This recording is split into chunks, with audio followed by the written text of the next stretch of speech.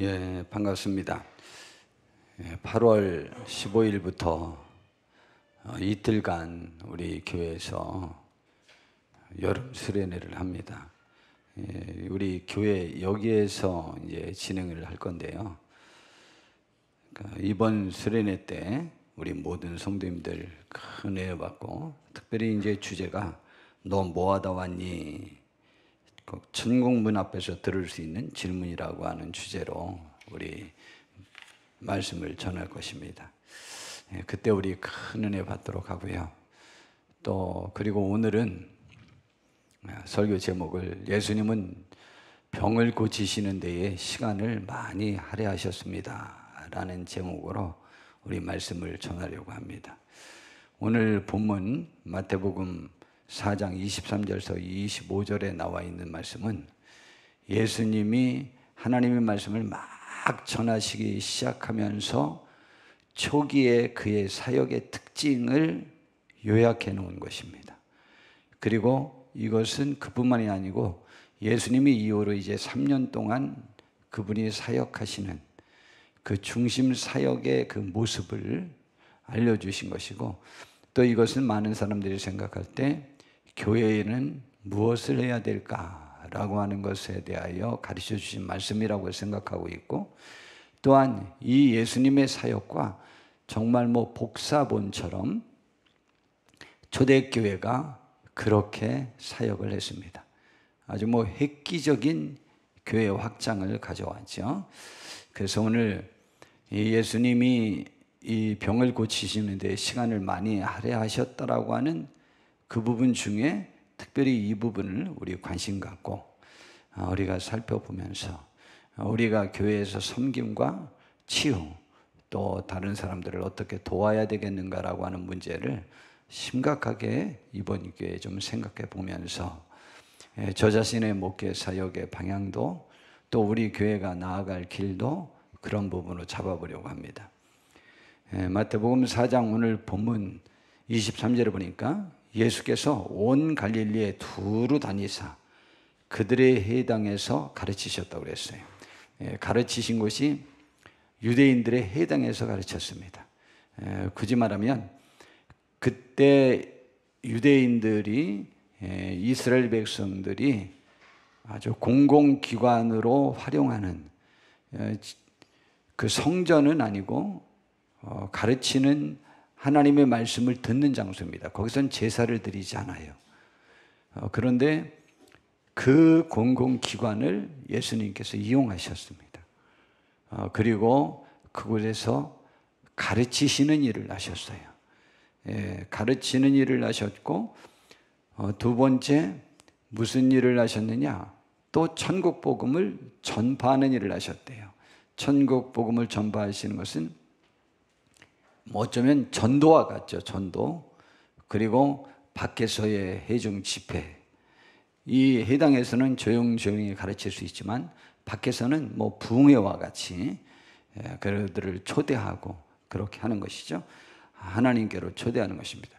그 다음에 세 번째, 그 모든 병과 모든 약한 것을 고쳐주셨다. 백성들에게 있었던 그러한 일을 하셨다고 하는 것이죠. 그래서 이 세 가지의 특징을 이렇게 말할 수 있죠. 가르침은 천국 복음의 내용을 이해하게 해주고, 전파는 천국 복음의 그 선포를 통해서 사람들을 천국으로 초대하는 일을 했고, 고치심은 천국 복음이 가져오는 능력과 현실을 증명함으로 인해서 천국의 가치를 깨닫게 하고 천국의 소망을 두게 하는 것이죠. 현실 중에서 천국이 있음을 증명하면서 한 것이니까요. 그런데 이제 오늘 제가 관심을 갖고 우리가 주제로 생각해 보고자 하는 것은 병고침과 모든 약한 것을 고쳐주신 것으로 인한 그 영향력입니다. 여기 예수님께서 가르치신 것이 물론 밑바탕에도 있고 천국 복음을 전한 것도 있습니다. 그런데 여기에 4절에 보니까 그의 소문이 온 수리아에 퍼졌다라고 가르쳐주고 있고, 25절에는 갈릴리와 데가볼리와 예루살렘과 유대와 요단강 건너편에서 수많은 무리가 따르더라라고 했습니다. 그런데 여기서 참 주목할 지역이 있는데, 수리아는 이스라엘 유대 땅이 아닙니다. 이스라엘 나라가 아니에요. 이방 나라예요.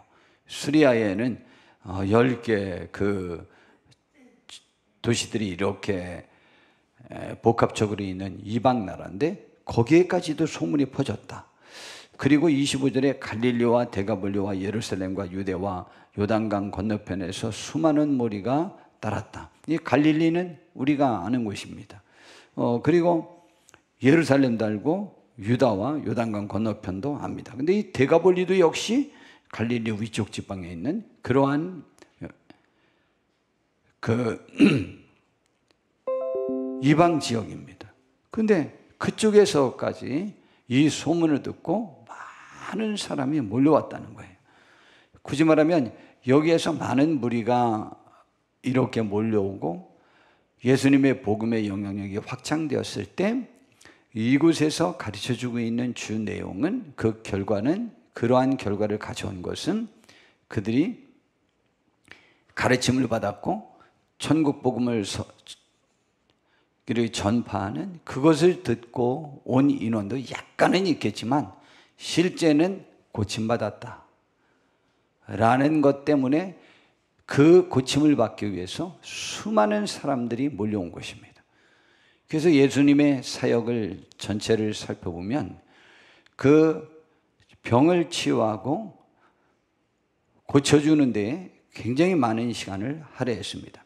여기 약한 것을 고쳐셨다라고 하는 것이 저에게 굉장히 항상 관심거리였는데, 이번에는 그 전까지는 다 그냥 그렇게 설교하고 넘어갔는데, 아주 이번에는 요즘은 이제 제가 여지껏 평생에 나름대로 의문을 갖고 있었던 것을 뿌리째 뽑겠다라고 해서 깊이 들어가서 살펴보는 그 설교 준비를 하고, 또 준비했다고 해서 다 설교하는 건 아니지만은 저의 궁금증을 해소해 가고 있습니다. 근데 약한 것, 이 약한 것이 무엇이냐라고 할 때 이것은 같은 내용이에요. 로마서 5장 그 8절부터에 보면은 하나님께서는 우리가 연약할 때에, 경건하지 못할 때에, 죄인으로 인정받았을 때에 하나님께서 결국, 그래서 죄인으로 인정받은 우리를 하나님께서 그 아들을 보내주셔서 우리를 위해서 대신 죽게 해주심으로 인해서, 우리를 구원받게 해주심으로 인해서 하나님이 우리에 대한 그분의 사랑을 확증했다고 그랬어요. 근데 여기에서 연약할 때라고 하는 거예요. 연약할 때라고 하는 것은요, 질병을 물론 포함합니다. 그러나 신앙의 무능력, 삶의 무능력, 모든 것을 포함해서 죄책감에 사로잡혀 있는 그러한 사람들이죠. 그래서 나는 쓸모없는 존재라고 하는, 그래서 남을 피하여야 되고 모든 삶에 있어서 용기를 잃은 그러한 사람들을 위해서 예수님께서 죽어주셨다는 것이죠. 그러므로 여기에 약한 것도 바로 그러한 것을 포함하고 있는 것입니다. 그러므로 여기에 약한 것은 심각하게 급한 질병이거나 혹은 정신적, 육체적으로 약한 사람들을 말한다는 것이죠. 그 다음에 두 번째, 영적으로, 사회적으로도 의미가 있는 것인데, 병이 죄의 결과라는 인식이 그때 있었잖아요. 그래서 병에 걸린 사람들은요, 그 병에 걸림과 동시에, 굳이 말하면 자기의 사업이 망하고 병에 걸리고 자기의 일이 안 됐을 때 더불어 갖게 되는 것은 인과응보의 사상 때문에 자기 스스로가 죄인인 것 같은 자책감으로 인해서 무력감에, 좌절감에, 더 절망감에 빠져버려야 되기 시작한다는 것이죠. 내 자녀에게 무슨 문제가 있어지고, 나에게 무슨 문제가 있어지고, 나에게 어떤 현상이 일어날 때에 내가 나를 인정하지 못하고 나를 정죄하는 그런 것에서 그 올무에서 벗어나지 못하고 무력감에 빠져 있는 것이죠. 그래서 이것은 그러한 인식을, 병이 치유됨으로 인해서, 하나님이 죄인에게는, 유대인들의 인식은 의인의 기도는 들으시나 죄인의 기도는 듣지 않는다는 것이 그게 인식인 것입니다. 그래서 사람들이 어떤 병에 걸렸을 때 이것이 그 부모의 죄입니까? 그 사람의 죄입니까? 라고 이렇게 물어봤잖아요. 그랬더니 주님께서 이것은 부모나 그의 죄가 아니고 하나님의 영광을 나타내시려고 하는 것이다 라는 그런 말씀을 하면서 그를 치유해 주시잖아요.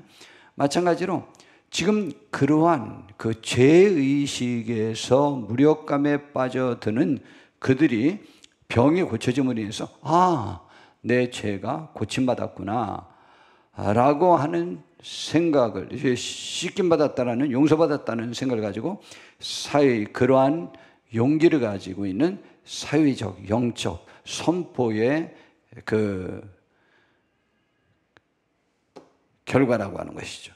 그러면 연약한 것을 고친다고 하는 것은 그러한 의미를 지니고 있다는 것을 가르쳐주고 있는 것입니다.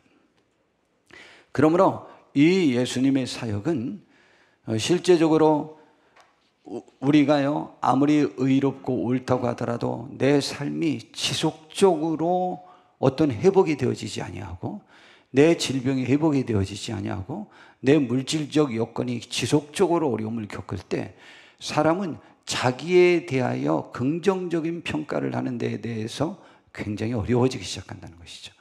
그러면 하나님 앞에나 사회적으로 모든 것에서 위축되고 영향력을 행사하지 못하게 되는데, 그러한 것들을 치유해 주심으로 인해서 하나님께서는 우리들의 사회 전반에 걸쳐서 그러한 치유의 역사를, 전인적인 치유의 역사를 주시는 분임을 가르쳐주고 있는 것입니다. 그런데 이러한 현상들로 인하여 이러는 것이 뭐냐? 수많은 머리가 몰려왔다는 거죠. 성도 여러분, 제가 제 설교 동영상을 매번 올리잖아요. 이제 수천 건이 지금 올라갔어요. 이제 우리 교회는 그냥 다 거르지 않고 다 이렇게 올리는 바람에 그렇게 됐는데, 주일 예배로 예를 든다면 2025년 6월 29일 날 주일 예배 때 설교 제목이 감당 못할 고통과 절망의 위기 속에서 부르짖을 가장 효과적인 유일한 외침, 그리고 부제목으로 믿음의 걸음, 두려움의 시선 이라는 제목으로 이렇게 길게 제목을 넣어서 올렸어요. 그랬는데요, 저는 이제 대부분 이런 게 동영상을 올리는 교회들은 자기 자체 내에 방송국이 있어요. 방송국이라지만 그냥 그렇게 해서 날마다 그렇게 하던 그런 교회들이었는데, 그런데 이것이 아주 기록을 세웠어요. 126회. 제 설교는 100회를 넘지 않아요. 전번에도 고통에 대한 제목을 넣었을 때 갑자기 평상시보다 근 5배의 조회수를 기록했어요. 그래서 이게 왜 이런 일이 벌어지냐라고 했더니 제가 정성무 우리 전사님한테 내가 물어봤더니, 간혹 유튜브를 운영하는 그쪽 편에서 그러한 어떤 것들이 이번에 올리면 그 상단에 올리는 어떤 뭐가 있대요. 그러면 뜰만한 어떤 제목들이나 내용들을 간혹 올리기도 한다는 거죠. 아마 그 제목이 많은 사람들에게 관심을 끌 제목이라고 생각해서 올렸을 가능성이 있다. 그때도 제목이 이거랑 비슷한 것 같아요. 고통의 문제를 하는 설교 제목이었어요.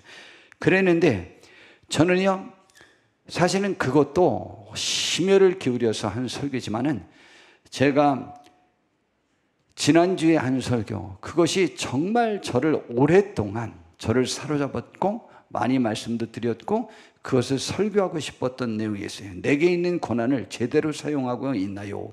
거리는 파기가 아니라 세움을 위한 도구입니다. 너무 좋지 않아요? 신앙적인 가치, 예수님의 덕을, 신앙인의 모습을 가장 잘 드러내는 그러한 표현이었는데, 그것은 19회. 이게 7, 8배 차이가 나게 이렇게 됩니다. 그런데 사실은 제 그 유튜브 동영상은 목사님들이 많이 보거든요. 근데 목사님들조차도 그러하다라는 생각을 가졌다는 거예요. 성도님들은 말할 것도 없이, 성도님들은 그 제목이 이런 것은 보려고 하는 생각조차 없다는 생각을 제가 깨달았어요. 근데 이 내용은 또 목사님들은 또 댓글로도 달아가면서 참 은혜 받았다, 좋다고 하는 분도 있어요. 근데 성도님들에게는 하나도 없습니다. 참 신기하죠? 그러므로 예수님 당시나 지금이나 사람들은 고통 중에 쌓여 있다는 거예요. 그 고통 중에 많은 것들이 병과 연약함이라는 거죠. 근데 병과 연약함을 분리해서 한 것 보니까 연약함은 죄의 문제임을 말할 수 있죠. 결론적으로는 죄의 문제죠. 그래서 나를 옥죄는 그런 것 때문에 병에 걸린 사람처럼 아무것도 하지 못하는 그러한 사람들을 해방시켜주는 놀라운 그 영향력이 있다고 하는 것이죠. 오늘 이 시간 제가 그러면 치료받기 위해 우리가 왜 치료받을 수 있는가라고 하는 치료의 원리를 우선 좀 먼저 말씀을 드리고자 합니다. 왜 주님께로 나가면 치유받을 수 있느냐라고 하는 것이죠. 그 중에 참 아주 좋은 이야기가 있는데 민수기 21장 4절부터 보면은 이스라엘 백성들이 이제 에돔 땅을 우회하려고 하다가 그 마음이 막 그 힘든 그 길로 인해서 마음이 상했어요. 그래서 하나님과 모세를 하다가 원망을 했습니다. 그러다가 왜 우리를 애굽 땅에서 인도해내서 이 광야에서 죽게 하는가? 이곳에는 먹을 것도 없고 물도 없고 우리 마음이 이 하찮은 음식을 싫어한다라고 하면서 막 고통을 했어요. 원망을 했어요. 원망을 하자 하나님께서 불뱀들을 백성 중에 보내어 백성을 물게 함으로 이스라엘 백성들 중에 많은 사람이 그 독이 퍼져서 죽게 되었습니다. 그러자 모세가 하나님 앞에 기도했어요. 하나님, 왜 우리가 당신을 향하여 원망으로 범죄하였사오니 여호와께 기도하여 이 백성들이 우리가 원망해서 자기들이 이렇게 죽게 되었으니까 모세에게 말하기를 기도하여 이 뱀들을 우리에게서 떠나게 하소서. 그래서 백성들을 위해서 모세가 기도했더니 뭐라고 그랬느냐? 8절에 보니까 이렇게 가르쳐 주겠습니다. 여호와께서 모세에게 이르시되 불뱀을 만들어 장대 위에 매달아라. 물린 자마다 그것을 보면 살리라 그랬어요. 그래서 모세가 놋으로 뱀을 만들어서 장대 위에 다니까 그것을 바라보라고 그랬어요. 전부. 그랬더니 뱀에게 물린 자가 놋뱀을 쳐다본 적 모두 살리라 라는 이러한 살더라라는 내용이 있습니다. 이 내용을 요한복음 3장 13절부터 보니까 하늘에서 내려온 자 곧 인자 외에는 하늘에 올라간 자가 없느니라. 모세가 광야에서 예수님이 말씀하시는 거예요. 뱀을 든 것 같이 인자도 들려야 하리니. 뭐예요? 예수님이 뱀이 이 나무 장대 위에 달려서 그것을 쳐다보는 사람은 살았던 것처럼 나도 이 나무 위에 달릴 것이다라는 거예요. 그럼 나를 바라보는 사람은 살리라. 그래서 하나님이 세상을 이처럼 사랑하사라고 하는 내용이 그 다음에 나오는 거예요. 독생들을 주셨으니 이는 그를 믿는 자마다 멸망하지 않고 영생을 얻게 하려 하심이라. 바로 예수님을 바라봐라. 예수님을 믿어라. 그것이 치유의 원리입니다. 치유는 예수님께로부터 하나님께로부터 온다는 거죠. 구약 성경에서도 치유가 있었고 죽은 자도 살렸고 여러 문제가 해결되었습니다. 그러나 예수님만큼 치유와의 사역이 그의 삶의 전반적인 핵심 요소였던 적은 없었습니다. 그리고 사도행전에 가서 그 초대교회도 그 치유의 사역이, 고침의 사역이, 섬김의 사역이, 다른 것은 사역이 좀 다르죠. 이거는 실제로 성도들을 섬기는 거예요. 성도들을 돕는 거예요. 성도들의 삶의 필요를 채워주는 거예요. 왜 신앙이 하늘나라를 바라보는 건데 삶의 도움에 그렇게 관심을 가졌느냐라고 하는 거죠. 바로 그렇게 했습니다. 그런데 그것이 왜 가능했냐? 사람들이 죄로 말미암아 타락해서 질병도 왔고 연약함도 왔고 죽음도 왔다는 거죠. 그렇기 때문에 예수님이 바로 구원시켜 주는 자인데 예수님을 바라보면 살 수 있다. 그것을 가르쳐 주는 거예요. 그래서 구원도 치유도 연약함의 해소도 바로 주님을 바라봄으로 인해서 해결될 수 있음을 성경은 가르쳐 주고 있는 것이죠. 그래서 베드로전서 2장 24절에 보니까 친히 나무에 달려 그 몸으로 우리 죄를 담당하셨으니, 계속 같은 내용이 나오죠. 이는 우리로 죄에 대하여 죽고 의에 대하여 살게 하려 하심이라. 예수님을 바라보면 죄가 나를 주장하는 그러한 나의 심령, 나의 삶에서 그 모습이 죽어버리고 의에 대해서 하나님의 뜻대로 사는 데에 대해서는 내가 살아나게 되는 축복이 있어지게 된다는 것이죠. 그러므로 우리는 지금 우리가 죄에서 헤매고 있고 그것에서 나오지 못한다고 생각될 때, 그럴 때일수록 예수님의 그 우리를 위한 사랑의 피 흘림의 그 십자가를 바라보셔야 됩니다. 그러한 나를 위해 죽어주셨다고. 우리 그래서 살게 하려 하심이라. 그가 채찍에 맞음으로 너희는 나음을 얻었나니 라고 말하고 있습니다. 우리의 죄 대신, 우리의 질병 대신 예수님이 채찍에 맞음으로 나음을 얻었다는 거예요. 그러므로 그 사실을 믿고 그 혜택을 누리라는 거예요. 이번에 15만 원서 50 얼마씩 나라에서 공짜로 준다면서요. 근데 기준이 신청하는 사람들만 주기로 했습니다. 이거 왜 그러는 거예요? 아니, 그냥 모든 사람들에게 계좌 보내라고, 그래서 거기로 전부 보내주면 안 돼요? 아니, 왜 신청하는 사람만 줘요? 신청하지 않는 사람은 안 줘요. 그러면 노인분들 혼자 사는 사람들은 그런 내용도 모르고 있어서 못 받을 것 아니에요. 그리고 젊은 사람들이야 인터넷으로 해서 다 신청해서 받지만 전화 제안에는 가서 받아왔거든요. 근데 신청하는 사람만 준대요. 여러분, 하나님은 우리들에게 구원의 길을 열어놓으셨지만 그 구원의 길을 인정하고 그 길로 들어서는 사람들에게만 하나님은 구원을 주시기로 작정하셨어요. 노뱀을 만들어 갖고 세웠지만 다 난 건 아니에요. 그것을 보라고 그랬어요. 본자가 나왔어요. 우리는 예수님을 바라봐야 돼요. 오늘 이 시간 우리 나왔으니까 저 연약함이 없을까요? 있을까요? 요즘 이제 목회를 돌아보면서 얼마나 많은 연약함에, 얼마나 많은 무력감에, 얼마나 많은 아픔에, 그 삶의 여러 가지 것들을 얼마나 느끼는지 몰라요. 그때 제가 그 돌파구는 예수님을 바라보죠. 그래서 이번에 수련회 첫 번째 설교가 크고 은밀한 일을 보자라고 정했어요.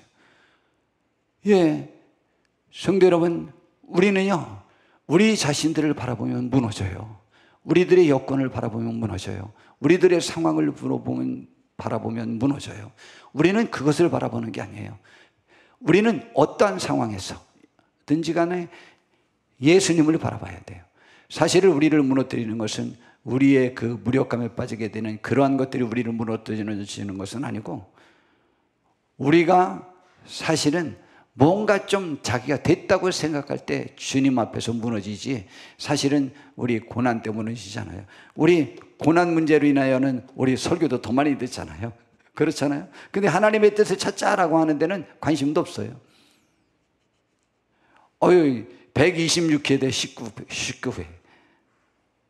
여하튼 제목 보고 그들이 클릭하거든요. 여러분도 마찬가지지 않아요? 제목 보고 클릭하잖아요.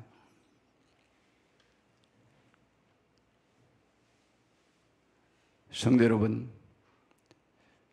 우리는 주님을 바라봐야 돼요. 주님께 나와야 돼요. 주님의 이름을 불러야 돼요. 주님의 이름을 부르는 자가 구원받아요. 또 이것은 이미 구약 성경에 이러한 원리를 제공해 줬어요. 이사야 53장이 예수님이 십자가에 못 박혀 죽임을 당할 것에 대한 가장 대표적인 예언이거든요. 4절부터 해보니까 그는 실로 우리의 질고를 지고 우리의 슬픔을 당하였거늘 우리는 생각하기를 그는 징벌을 받아 하나님께 맞으며 고난을 당한다 하였노라. 그가 찔림은 우리의 허물 때문이요 그가 상함은 우리의 죄악 때문이라. 그가 징계를 받음으로 우리는 평화를 누리고 그가 채찍에 맞음으로 우리는 나음을 받았도다라고 했어요. 죄의 문제에도 말하지만 평화와 나음이라고 하는 문제를 다루고 있어요. 여러분, 죄의 문제가 해결돼서 하나님 앞에서 위로와 평강을 누리기도 하지만은 또한 우리의 질병과 우리의 연약함에서 나음을 얻을 수 있는 축복을 이미 벌써 예언해 놓은 거예요. 이것이 치유의 원리예요. 그래서 예수님께서는 이제 내 이름으로 무엇이든지 구하라고 그랬어요. 그리고 내가 줄 수 있다고 예수님께서 말씀하신 것입니다. 그리고 우리를 향한 하나님의 생각은 우리가 생명과 평안을 누리는 것임을 인식해야 돼요. 하나님의 생각이 거기에 집중되어 있음을 알아야 그분께 나아갈 때 용기를 얻을 수 있죠. 하나님이 나를 책망하실 것이라. 나의 이 죄의 모습, 이 연약한 모습, 못난 모습, 추한 모습을 가지고 하나님께로 나가면 나를 책망하시지 않을까라고 생각하실는지 모르겠지만 하나님은 그런 분이 아니에요. 하나님은요, 우리가 주님께 나아가면은요, 우리의 죄를 기억하지 못한다고 그랬어요. 여러분, 그러므로 사하신다고 그랬으니까 도말한다고 그러니까 기억하지 않으신다고 그랬으니까 기억을 못해요. 나오셔서 나에게 구한 것만 기억하시는 거예요. 여러분, 우리는 그러한 사실을 확실히 믿으셔야 해요. 그래서 요한복음 10장 10절에 보니까 예수님은 본인을 선한 목자라고 소개하면서 왜 선한 목자냐? 도둑이 오는 것은 도둑질하고 죽이고 멸망시키려는 것뿐이지만 내가 온 것은 양으로 생명을 얻게 하고 더 풍성히 얻게 하려는 것이죠. 저 풍성은 생명을 풍성히 얻게 한다는 것도 포함하지만은 생명의 풍성한 열매를 말하기도 하지만은 삶의 모든 풍성함을 역시 같이 말하고 있는 것이거든요. 여러분, 이것이 하나님의 꿈이에요. 예수님은 하나님의 꿈, 하나님의 목적을 실현하러 오신 것이거든요. 그렇기 때문에 예수님이 우리에게 오신 이유는 그거예요. 또한 로마서 8장 6절에 보면 아주 귀한 말씀을 주시잖아요. 육신의 생각은 사망이고 영의 생각은 생명과 평안이라고 말했잖아요. 육신의 생각은 하나님의 말씀과 반대되는 내 사람의 뜻대로 살려고 하는 고집스러운 생각을 말해요. 그것은 죽음에 이르고, 영의 생각은 하나님의 말씀대로 살려고 발버둥 치고 노력하는 사람들에게는 생명과 평안함을 줄 것이라고 하는 것이죠. 그런데 하나님의 생각 중에 가장 중요한 것이 뭔지 알아요? 그러므로 그리스도 예수 안에 있는 자에게는 결코 정죄함이 없다는 거예요. 이것이 하나님의 생각이고 하나님의 가르침이에요. 그 생각에 사로잡혀야 돼요. 그것을 확장시켜서 우리의 삶에 적용해서 또 말한다면은 32절에 자기 아들을 아끼지 아니하시고 우리 모든 사람을 위하여 내주시니가 어찌 그 아들과 함께 모든 것을 우리에게 주시지 않겠느냐라고 로마서 8장 32절에 이어서 말씀하고 있는 거예요. 그러므로 우리는 아니 아들 주시니가 모든 것 주지 않아요? 다른 것 안 주겠어요? 아니 아들을 우리에게 대신 죽게 하신 분이 하나님 예수님을 저를 위해서 죽게 주셔서 감사합니다. 근데 하나님 제가 병에 걸렸어요. 그러니 이것 좀 고쳐주세요 라고 하면 그것 안 하겠느냐 이 말이에요. 그것 안 주겠느냐 이 말이에요. 어느 목사님이 표현한 대로 만약 우리에게 하나님이 저 어떤 사람이 그냥 금 뭉치 하나 큰 걸 하나 줬는데 그것을 싸갈 신문지 좀 달라고 그러면은 그 신문지 안 주겠느냐며 돈으로. 이러한 그 원리를 우리가 깨달아야 하나님 앞에 용기 있게 나갈 수 있어요. 이것이 치유의 원리예요. 그래서 마태복음 7장에 기도를 이렇게 하라고 가르쳐 주셨잖아요. 구하라 그리하면 너에게 주실 것이요 찾으라 그리하면 찾아낼 것이요 문을 두드리라 그리하면 너에게 열릴 것이니. 왜 하나님이 뭐 다 하신다고 그러더니 구하여야 주신다고 그래요. 구하는 것도 세 가지 단계로 말한 것 보니까 아주 생명을 내걸고 구하라. 그래서 구하는 이마다 받을 것이요 찾는 이가 찾아낼 것이요 두드리는 이에게 열릴 것이니 그러면서 또 원리를 또 줘. 너희 중에 누가 아들이 떡을 달라 하는데 돌을 주며 생선을 달라 하는데 뱀을 줄 사람이 있겠느냐. 너희가 악한 자라도 사람은 악하다. 그런데도 자식들에게 좋은 것 준다. 그런 자식에게 좋은 것을 줄 줄 알거든. 하물며 하늘에 계신 너희 아버지께서 구하는 자에게 좋은 것으로 풍성하게 다 주시지 않겠느냐라고 그래요. 여러분, 이것이 치유의 원리예요. 그러므로 이러한 하나님임을 알고 우리는 하나님께 나아가야 되는 것이죠. 우리나라에 한 20대 청년이 있었답니다. 청년이 희귀 질환인 자가 면역 질환으로 고통을 겪었대요. 그냥 자가 면역 질환이 무슨 병인가 제가 좀 찾아봤더니 그것은 우리 몸의 면역 체계가 자기 자신을 공격하는 병이랍니다. 우리 몸에는 외부에서 침입하는 세균, 바이러스, 암세포 등으로부터 우리를 보호하는 역할을 합니다. 이 면역 체계가. 그런데 어떤 이유로 인해 이 면역 체계가 오작동을 일으키면서 정상적인 우리 몸의 세포나 조직을 외부 침입자로 잘못 인식하고 공격하게 된답니다. 이로 인해 해당 부위에 염증과 손상이 발생하고 다양한 증상이 나타나는데 이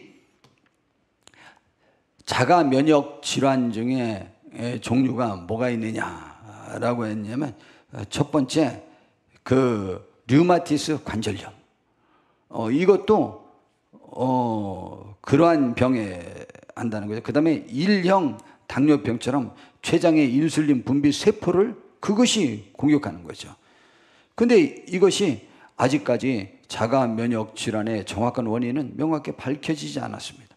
다만 유전적인 요인, 호르몬의 영향, 심한 스트레스, 흡연, 감염 등이 복합적으로 작용하는 것으로 추정하고 있어요. 그래서 이것이 만성질환으로 이렇게 되는 경우가 이런 병이 많은데 대부분의 자가 면역 질환은 완치가 어렵고 꾸준한 치료와 관리를 통해 증상을 조절하고 질병의 진행을 늦추는 것을 목표로 합니다. 그런데 이것이 또 이 자가 면역 질환은 여성에게 더 많이 발생되는 특질이 있다고 합니다. 그래서 이 대표적인 자가 면역 질환이 류마티스 관절염, 루푸스, 1형 당뇨병, 크론병, 궤양성 대장염, 염증성 장질환이라는 건데요. 그 다음에 건선이라는 것, 그 다음에 하시모토 갑상선염이라고 하는 그러한 병들이 자가 면역 질환으로 인하는 질병이라는 것입니다. 근데 어떤 20대 청년이 초반에 일생의 그 병으로 인해서 잃어버렸다고 생각하며 낙심하던 그때 병원 침대에서 듣게 된 온라인 예배에서 마태복음 4장 24절 말씀이 눈에 확 들어왔답니다. 그들을 고치시더라.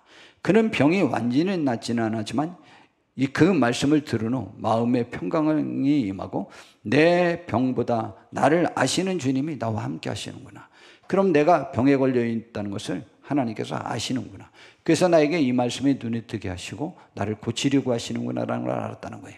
그걸 깨달은 것이 하나님은 나의 삶을 알고 계신다라는 것이 그러한 믿음이 생겼다는 거예요. 그는 치유 간증자로 전국을 다니며 복음을 전하고 있다라고 하는 것입니다.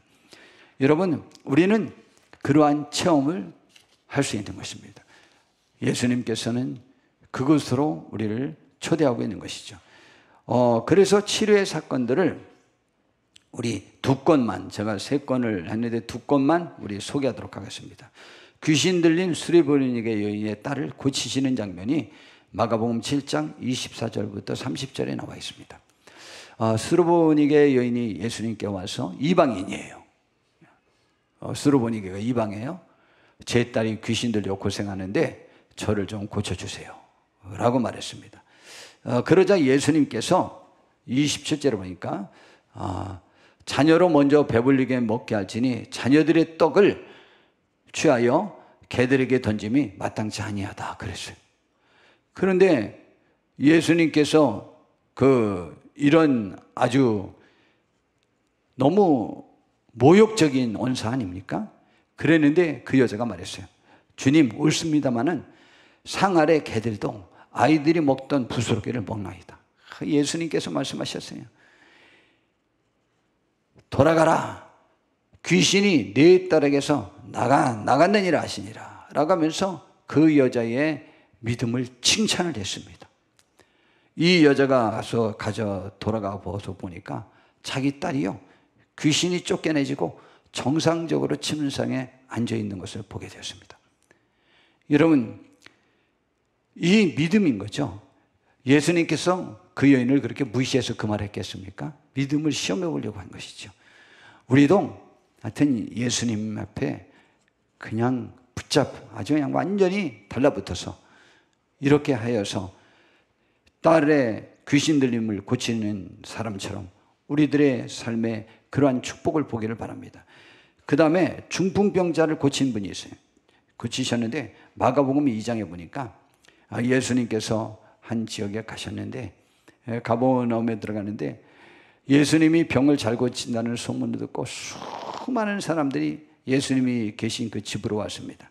근데 4사람의 친구가 한 중풍병자를 침상체에 이렇게 데리고 왔어요. 4사람이. 그랬는데 거기를 들어갈 수 없으니까 지붕을 뚫고 지붕에서 내리뜨린 거예요. 야, 깜짝 놀랄 일이죠. 그런데 예수님께서 그 중풍병자를 보고 야단치지 않았어요. 뭐라고 말했느냐? 5절에 보니까 작은 자여 내 죄 사함을 받았느니라 그랬어요. 아니 병 고치러 왔는데 내 죄 사함을 받았느니라고 왜 말하냐고요. 여러분, 그랬더니 서기관들이 거기 앉아서 마음에 생각하기를, 아니 이 사람이 어떻게 이렇게 말하는가? 신성모독이다. 오직 하나님 한 분 외에는 누가 능히 죄를 사하겠느냐. 그들이 속으로 이렇게 생각하는 줄을 예수님이 아시고요. 어찌하여 이것을 마음에 생각하느냐라고 하면서 9절에 아주 재밌는 말씀을 하십니다. 중풍병자에게 내 죄 사함을 받았느니라 하는 말과 일어나 내 상을 가지고 걸어가라 하는 말 중에 어느 것이 쉽겠느냐? 둘 다 하나님 외에는 못하는 것입니다.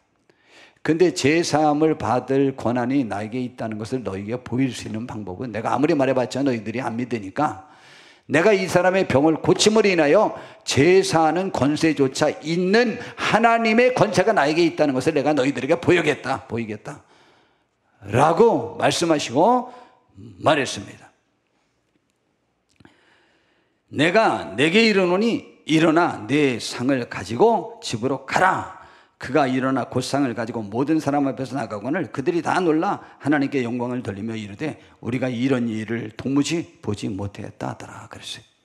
그러면 그 중풍병자는 자기를 괴롭힌 것이 무엇이 괴롭혔느냐?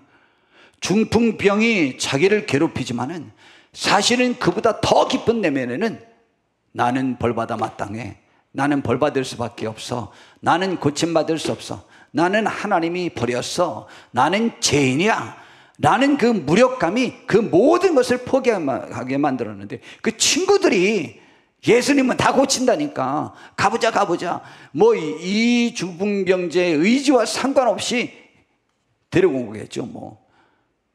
근데 고쳤습니다. 여러분, 주님의 고침의 역사는 이러한 역사가 있다고 하는 것을 제가 말씀드리려고 2가지 사례를 들은 것입니다.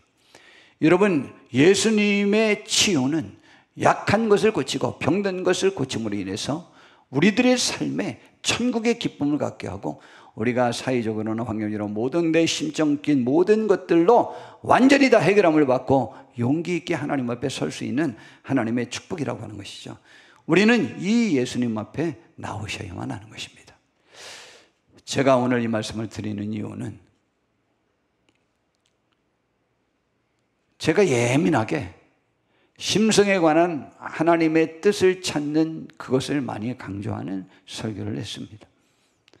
그리고 우리들의 삶의 목적이 그런 것에 초점이 맞춰져야 된다고 말하고 있습니다. 근데 놀라운 사실은 병을 고치고 우리를 치유해 주는 치유의 사역을 하는 분들을, 그 교회들이, 그 성도들이 오히려 하늘을 더 바라보고 하나님의 말씀의 가치를 더 두고 오히려 하나님의 말씀대로 더 살더라 이 말이죠. 더 양심적으로도 살고. 이건 또 무슨 현상이요? 은혜를 받은 자가 은혜를 낳는 것입니다. 그러므로 저와 우리 교회의 사역이 어느 것으로 집중되어야 될까에 관해서 심각히 돌아보고 있는 중입니다. 그러면서 제가 많은 능력이 부족하고 연약하지만 병고침을 위해서 더욱 기도할 것이고, 우리 성도님들을 삶을 부축할 수 있는 방법이 무엇인가에 대하여 관심을 갖고자 하는 것입니다. 그러면서 주님이 승천하시기 전에 놀라운 말로 마가복음 16장에 말씀을 주시고 승천을 하셨어요.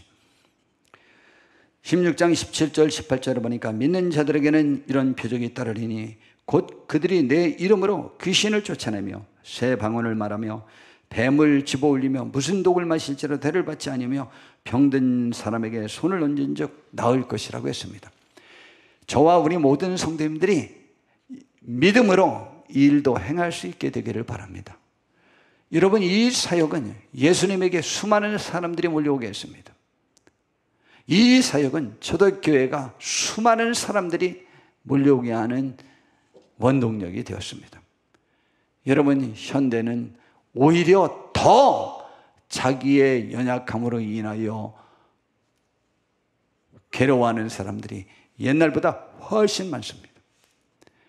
여러분, 세계 나라들의 행복지수를 따졌더니 아프리카에 아주 못 사는 나라가 행복지수가 1위예요. 왜 그렇죠? 여러분, 잘 살면 잘 살수록 점점 고통받는 사람이 더 많아져요. 점점 연약한 사람이 더 많아져요. 점점 위축된 사람들이 더 많아져요. 극한 경쟁 속에서 고통을 당하는 이 시대를 우리가 품에 안고 그들을 도와주는 우리 임마누엘 교회가 되기를 바라고, 우리 교회에서 그렇게 치유 안 받고 하나님의 위로와 평강 속에서 승리하면서 하나님이 내 삶에 개입하셨구나, 나를 알고 계시는구나, 그런데 나를 위해서 예수님을 보내주셔서 나를 위해서 죽게 하셨구나, 그분이 나에게 다른 것 어찌 안 주겠느냐고 지금 외치시면서 그분께 나오라고 말씀하시는구나 라고 하면서 그 주님 앞에서 우리가 위로와 평강을 내리면서 승리하는 귀한 삶을 살기를 바라고, 이 삶을 남들에게 간증하며 이야기하고 그들을 권하여 주님께로 인도하는 우리 모두가 되기를 진심으로 바랍니다. 기도하겠습니다. 주님, 우리를 인도하여 주시옵소서. 복되게 하옵소서. 하나님의 은혜가 우리 속에 차고 넘치게 해 주시옵소서. 예수님의